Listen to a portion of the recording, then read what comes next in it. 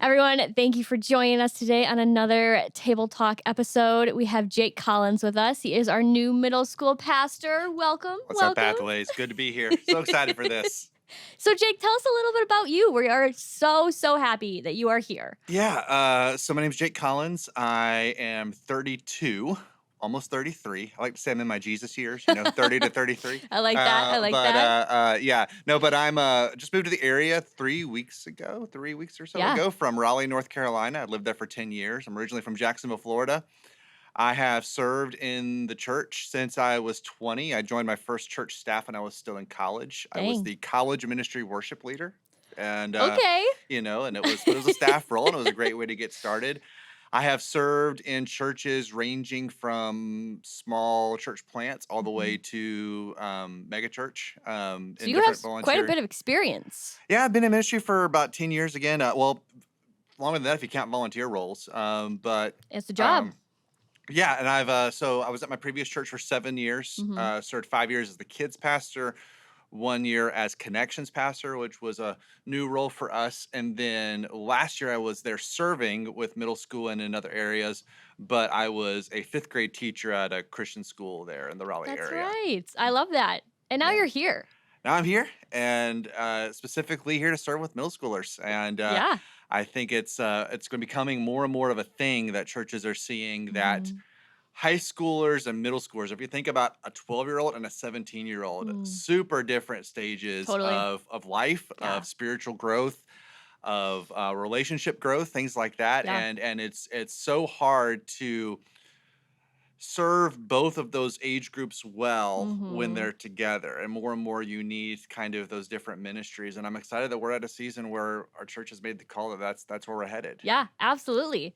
So why middle schoolers? Like that is the prime age of the word awkward, Oh yeah. but I like remember my middle school days and I had like a terrible haircut and I Mhm. was like, who am I as a person? And why are you drawn to middle schoolers? Sure. Well, I mean, you kind of referenced it just now. I think for me, it starts with my own experience. Mm. I had a lot of formative experience. I mean, not only personally, but family Mhm. and also just societally. Yeah. I mean, I was in middle school during the heart of the war in Afghanistan, the war in Iraq. My Mm. dad was military. He was overseas a lot. Okay. My dad works with electronics with the military, where he's never really in direct like harm's way. But Mhm. it's scary when you're 12, 13, and your dad goes off to Totally. serve, things like that.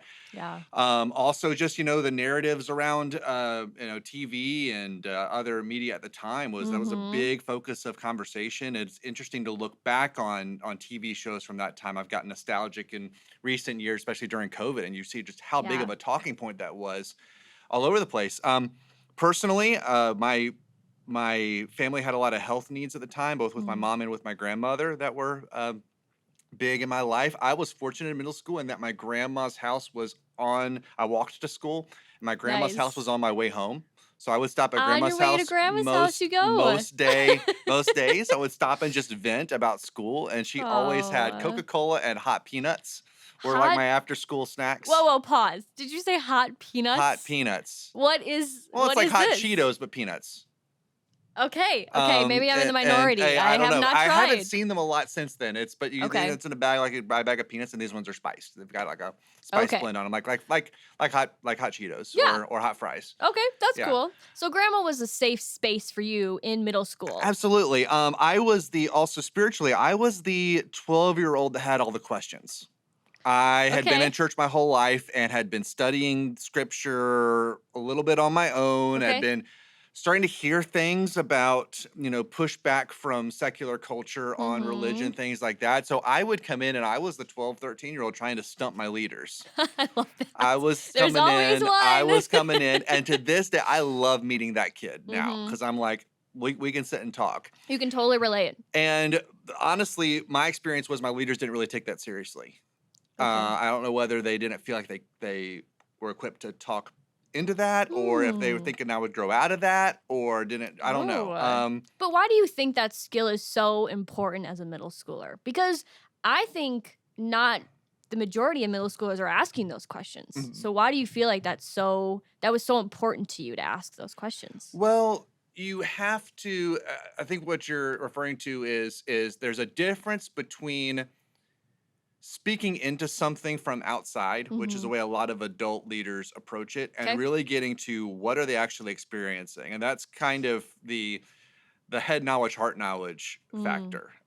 You got to actually like I don't remember those leaders actually truly getting to know, for like I just mentioned, like Mhm. Jake is frustrated because Yeah. he's got a lot of things going on in his family, that Yep. medical needs that are just, As a day in and day out. As a 12-year-old 12-year dealing old, with I this. mean, I had to learn a lot of things very early on. My mom was Yeah. sick a lot, and my dad was traveling a lot with Right. military and stuff like that, to where I You learned grew things up. early on.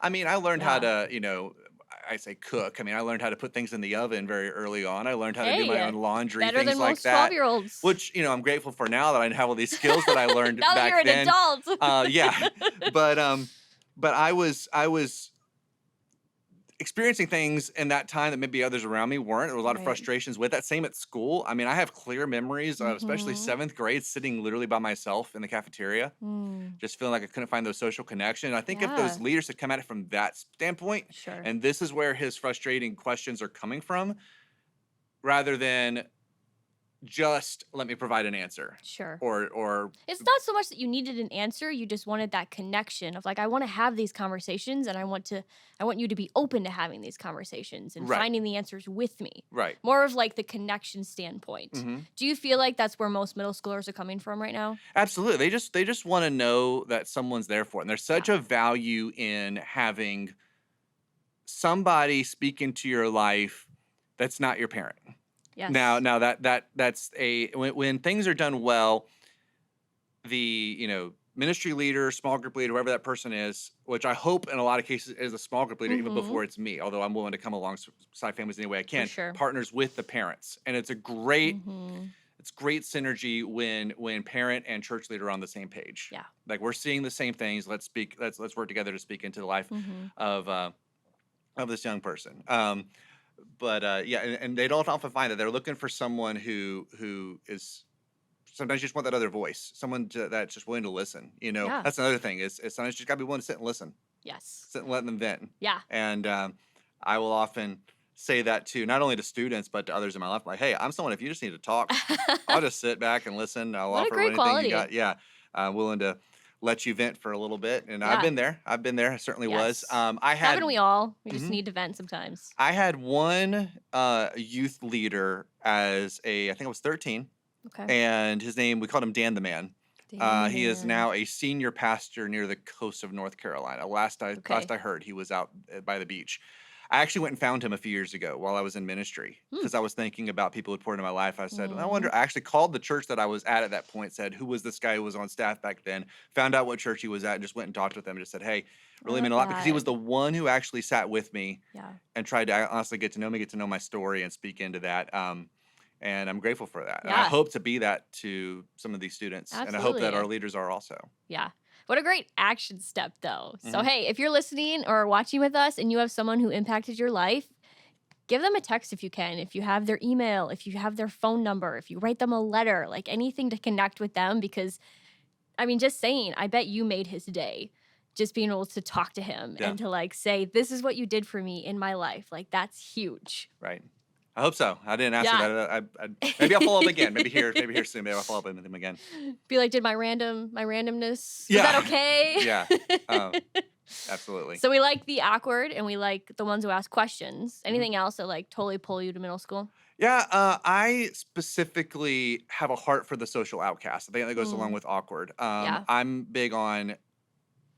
There are we for years designed these, like, you call them cliques, you call them Mm-hmm. labels. There's classic labels that Yeah. start to form in middle school, and there's still elements of that today. Mm-hmm. Certainly, you have kids who are into sports, you have kids who are into theater and Yep. music and things like that.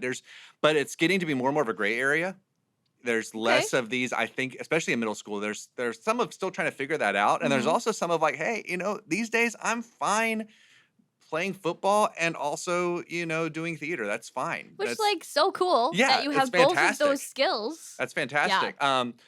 But there are some who can't really find their spot. And Yeah. again, that was me in seventh grade. And I just believe that even if a student has a hard time finding that in their school, in their Mhm. neighborhood, depending on I've had students tell me that I just don't live around other students my age. You know, like Yeah, I'm literally that's the only one in my fair. neighborhood, but based on where I live, either I live way out in the country or I just live in a neighborhood that's full of like, you know, families at different stages of life, and that's just I don't have anybody to go let's like spend time with. And I'm Yeah, like, well, church should be that spot it should be. that you have that even if there's no one in your group that shares your same interests specifically, I think you'll be surprised the more Yeah. you get to know others that you're all, if anything, you're all on a spiritual journey, Mhm. and you're maybe at different stages of that journey. And I think there's true value when you develop a culture where not only are leaders speaking into the lives of students, but students are Mhm. speaking into each other's lives. Yes, very important. Mhm, Because then they're absolutely. doing life together.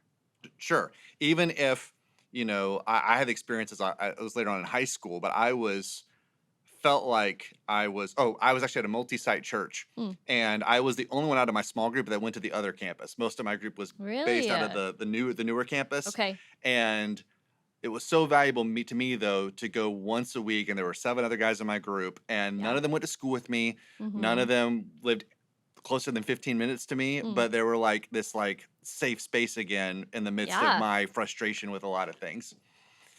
And I think the safe space is like the biggest part. Like it's huge to have that safe space and Absolutely. to do that.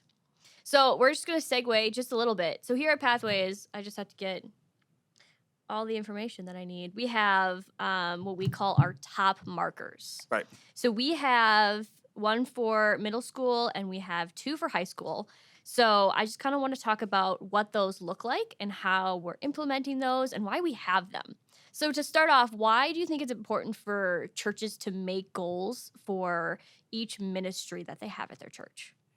Sure. Well, we're all about reaching, teaching, Mhm. reaching. I mean, I always say at my previous church that we reach to teach and we teach to reach, and I like that. that cycle never ends. Yeah. So we are raising up student disciples who we Mhm. hope will eventually be student disciple makers Yeah. at whatever level they're on. Mhm. Now, so when you have a new family join your church who's got a young child like in the Mhm. nursery, or if you have a new baby born into the church, the dream is like, where do we want how can we help this family to shape this young person's journey, Yeah. starting at the youngest age when they start to hear about Jesus and what Mhm. he's done in their lives and hear some songs about him and learn how to pray and things like Yep. that, all the way up to that college level that we've heard so many stories about in next Mhm. gen for years, about how in the world do we send our 18, 19 year olds off into this new space and hope Right. that they can Make continue it to their live out their own. faith, not Yeah. only maintain it but share it with others Yep. and things like that. and Difficult. and there's so many of those transitions along the way Mhm. that affect that. I think that that jump from high school to college that we've heard so much about is seconded only by the jump from elementary to middle school. Yeah. There's so many new challenges and dynamics that come along with that jump, Yeah. both in school and families. It's often when young people start to really find their passion, Mhm. that thing that sets them apart, that thing that they could talk about for an hour without stopping, that thing that for some of them may be something they would love to pursue as a career one day, or at least Yeah. a serious hobby, Very you exciting. know? Absolutely. So, with that, the question is, how do we set up preschoolers to be effective elementary schoolers? Yep. And how do we set up elementary schoolers to maximize their middle school Yep. experience? And And how do we set then up middle schoolers to maximize high school and then on into college? yep. How do we set them up as well as possible for the next phase? It's like Now, a snowball. Keep it absolutely. Now, going. understanding Mhm. that you may have some middle schoolers who are ahead of the curve a little bit. They need Yes. extra At any challenge. age group Oh, even. absolutely. You get, these you meet students who surprise you and like, wow, Yeah. this one needs a little bit more challenge. Yeah. We need a I'm already seeing that a little bit in my time here, which is fantastic to Good. see. I'm like, That's wow, awesome. we got to, get some challenge going. So the markers help us to, at a high level vision level, Mhm. say we have 3 years with these middle schoolers. Yeah. How do we set them up as well as possible for the next step in their journey? Mm. And that impacts everything that we do. Absolutely. So our marker for this, how we let parents know what we would like to accomplish, is application of biblical worldview and biblical knowledge to personal life, the head to heart knowledge. Mhm. What does that mean? Well, head knowledge is, there's there's the classic thing in church that the answer is always Jesus. But it's true. There's the classic thing Yeah, that if you're in a kid setting or a student setting and the leader asks a question, when in doubt, the answer is Jesus. Jesus. I love But that. I grew up in churches that were very heavy on, head knowledge, that Mhm. we want to teach all of these things, and that's fantastic. And there's value to that. There's great ministries out there that are big on memorizing scripture. That's Mhm. fantastic to have those scriptures to go to. Think about Jesus in the wilderness. Here's the story. Mhm. When it comes to memorizing scripture, this is a great example. Jesus had scripture in his head. We know this because he's able to counter Satan with scripture. Yep. But not only did he have scripture in his head, he knew specifically that this is the scripture that I use in this situation. So he took his knowledge and then knew how to apply it. He knew that this scripture is relevant Yep. to this. Yep. And that's the classic thing that I think a lot of middle schoolers start to wrestle with Mm. is the Bible relevant? It's a good Is question. the Bible is this book that was written 2000 plus years ago Yeah. still relevant? I mean, of course, there are topics that are not directly addressed in the Bible, Mhm. but we believe that it is, living, breathing, and active, sharper than Yeah. a double edged sword, able to discern, challenge, correct, Totally. things like that. And so we want to really help students to start living out their own faith. Mm. In middle school, more and more of your life is away from your parents. Now, your parents are still there, very much involved. There's a classic thing where Mhm. parents feel like, man, I only feel like we have family time for like a few minutes a day, it feels like, because they're so active with different things. Well, that might be Yeah. true, but how do you trust that your middle schooler is carrying on that faith, Right? um, in and around their different activities in their school and things Yeah. like that, and navigating those challenges confidently, Mhm. graciously. You don't want we want to find that balance where you want to be. I had a leader once speaking in my life that said you want to be full of 100% grace and 100% truth, Ooh. because I think, going back to me being the challenging Yeah. middle schooler, I was heavy on the truth part. Okay. I was I could heavy on see the that. truth part. I was like, I have dug into these details. It doesn't make sense to me, Mhm. things like that. And maybe the missing ingredient was, Jake, let's get to the core of Yeah. how this is speaking into your experience, into your life, and how you can use it to speak into others. Can Mhm. we harness that gift that you have for logic and understanding and articulating truth, and how Mhm. can we challenge you to make a difference? For And sure. then that leads that because that transitions us into our high school marker, which is to go and make a difference. Yeah. The high school is Mhm. this is a little spoiler of maybe where we're headed in this school year, but I've been phrasing it as middle school is take it to the heart, Yep. and high school is take it to the streets. And Perfect yeah, applications right so there. Super so simple. and in order to go and be confident in living that out wherever you might go, like in high school. Yeah. You gotta trust that, you're really taking and applying it to your own. I heard a pastor say years ago, he's like, you can't change the world Mm. for Christ until you truly understand how he has changed you. Yeah. So you may have had a salvation baptism experience when Mhm. you were in elementary school, Mhm. but that might even your perspective on that continues to change as you get like, whoa, God, this Absolutely. is what you've done in my life, Because you're and this still is what you have. developing. Oh He's yeah, you're still, still moving. He's yeah, still it's working. a And journey. it's all It's a part of your journey. testimony. Your It's a life is journey. your testimony. Absolutely. Yeah. I like how you reference the fact that like people are going to challenge you on that and say the Bible is not relevant anymore. Right. Like it's an old book. Why do you still read this? Why do you follow it? Hmm. Like people are dead. Like why do you even do what you're doing? So I feel like this is a great way for us to partner with parents and encourage them and let them know, hey, you may feel like your schedules are really busy, but when they come, when your middle schools are here on Wednesday night and your high schoolers are here on Sunday night, this is what we're focusing on. Like we want to do this to better them and to better your relationship, right? Hmm. But also to encourage the parents that, hey, when you have that 20-minute drive after you pick them up and you're headed home, ask them what they learned. Absolutely. Ask them what stood out to them. Ask them if they have questions, what they're challenging. 20 minutes can make a world of difference. Absolutely. Yeah, that's and one thing that I love that we're doing as we plan ahead, I think we've been doing this for a while, is there are times where we're looking at, what is our church teaching on as a whole? Like, Yeah. where are we at on Sunday morning? Yep. And can our student gatherings be an extension of that? So Yes. that whatever mom and dad are currently being challenged with, that we're also challenging the students Mm-hmm. in a similar topic.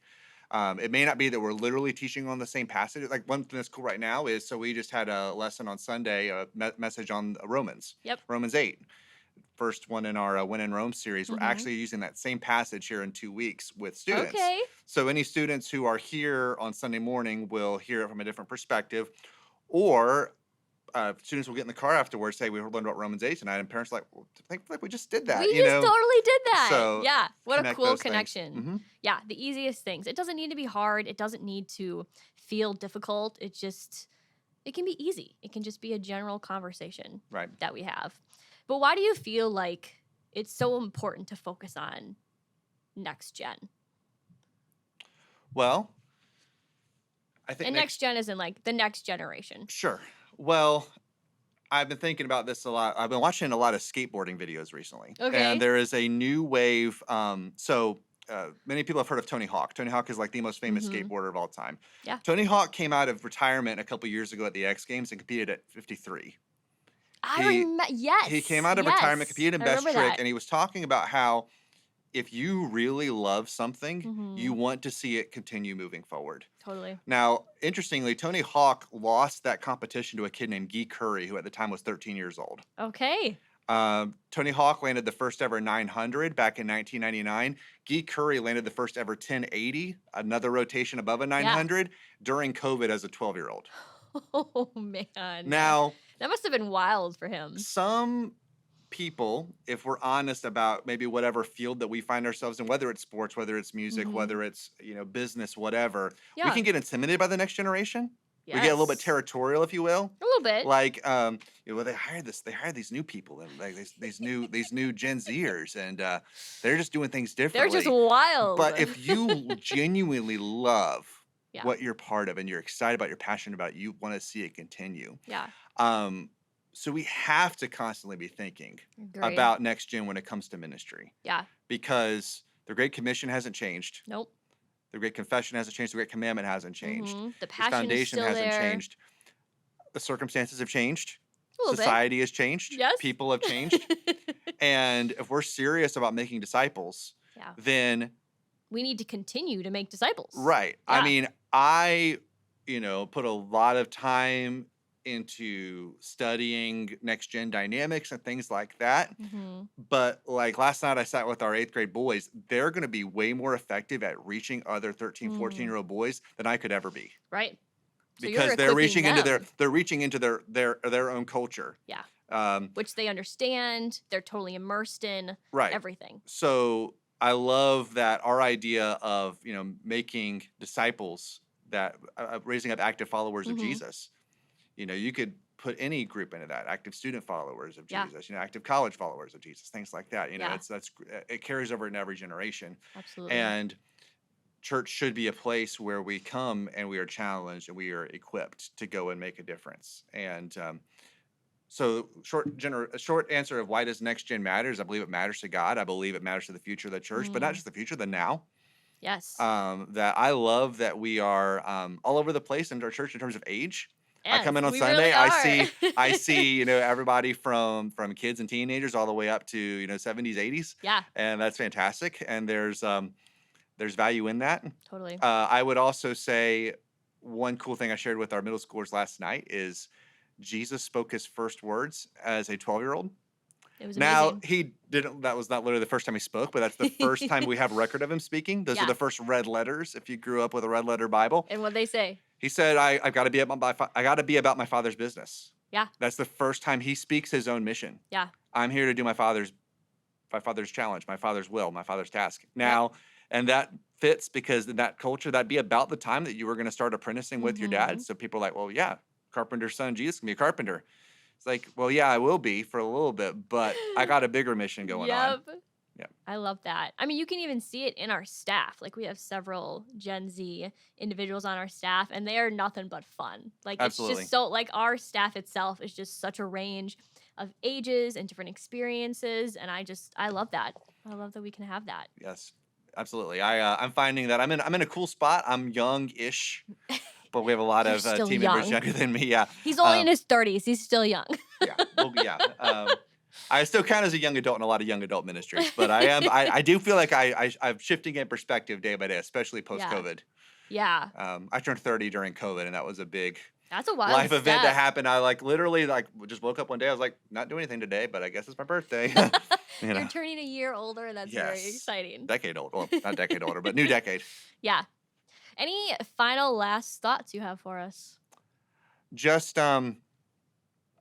I can't express enough how excited I am to be Mm. here. To be, it says a lot that we as a church are at this point Yeah. of figuring out what this new ministry is going to look like. Mm. I'm excited to see us develop a unique middle school ministry identity within our overall mission. We want to develop our own kind of unique culture but it's very much tied to pathways. Mm-hmm. You know, we don't want a middle schooler to come with their family on a Sunday and then come on a Wednesday night and feel like they're in two different churches. Right. We want middle school to be an extension of our church's overall mission and vision and values. Mm-hmm. But at the same time, we want to continue to explore. We are. I have found that we've maybe gotten into, I mean, when I say us, I mean the church, the national, international church is we get comfortable with a lot of, Yeah. structure, things like that of like, okay, this is how we've done it. But you got to constantly be looking at things and saying, Mm-hmm. how in the world can we speak into this generation And grow with the and grow with the generation. generation? Yep. One dynamic that's happening right now is I like to say that the phone is the new car. Okay, The phone explain. is the phone is the new car. For years, the defining moment of freedom Mm-hmm. for a young person, the moment they Oh, looked was the forward to car. was getting your license, you could get a That car. makes sense. Because you can be And out and about. right, that Okay. was the thing you would look forward to getting. Mm-hmm. And some kids knew they were going to get a car, some would be shocked when they got a car, some got lucky and that the family had an extra car, Yep. things Yep. like that. Today, I think the phone is almost a bigger threshold than that. It's a Yeah. bigger life event than that, and it can Especially with come where our social media is at right now. right. I've heard of families who they say things like, they'll say to their child, "You will get a phone when you need a phone. Yeah. When we can justify you having a phone." Other times, it's as Mhm. simple as mom or dad got an upgrade, Here you go. they get the old phone, and sometimes they'll get a phone that has data but can't text. And sometimes I'll have a Mhm. phone that's got like limited contacts, but can't get on the internet, or like there's so many different variations Yeah. of that. You got all the watches now and everything Yes. like that. People are trying to figure out, okay, how in the world can we give them part of a phone without giving them the full thing? Too much. And so that's a huge change that we're Mhm. navigating day in and day out. Like, okay, Yeah. now it used to be that things that we are trying to like get kids to step away from in order to come to church were Mhm. things elsewhere. Mm. Take a break from this to come here. Yeah. Now a lot of times they bring it with them. Fits in their They'll pocket. come here or and it's their in their wrist. pockets. They'll come here like, okay, they're here, Yep. but they still are they got that thing. engaged? Yes. Yeah. That's another thing though. I would encourage parents and encourage leaders. Mm. Just because a kid's got their phone out doesn't mean they're not paying attention. Right. They can multitask. They can multitask. I also be think surprised. I'm finding it, and I do this myself. Sometimes Okay. it's an awkwardness mechanism. Yes. I'm in a group talking with people that I don't see all the time, and it's more comfortable to me Mm. to sit here if I've got something to look at, even Even if if it's you're like still nothing. engaging. Right. Yeah. So don't let that discourage you. That's one thing I've seen adult leaders like struggle with. It's like, Yeah. oh goodness, these kids are just on their phones, and But but we don't know what they're internalizing, taking right, in. right, Yeah. absolutely. Hey, they could be taking notes. Who knows? Yeah, they totally They could. could. I love that. Well, Jake, thank you so much for coming on Table Talk today and just bringing your passion and willingness to serve our leaders, our parents, the students in general. We really love that you're here. Well, So, thank you so much for having me. I can't wait. If I've not met you yet, I would love to talk with you soon. If you are a parent, specifically a parent of middle schoolers in our church, Mhm. we want to partner with you. Love Yeah. to start a conversation with you about how we can best serve your family. And we will talk soon. yeah. Thank you guys so much for joining us. We'll see you next time for the next Table Talk.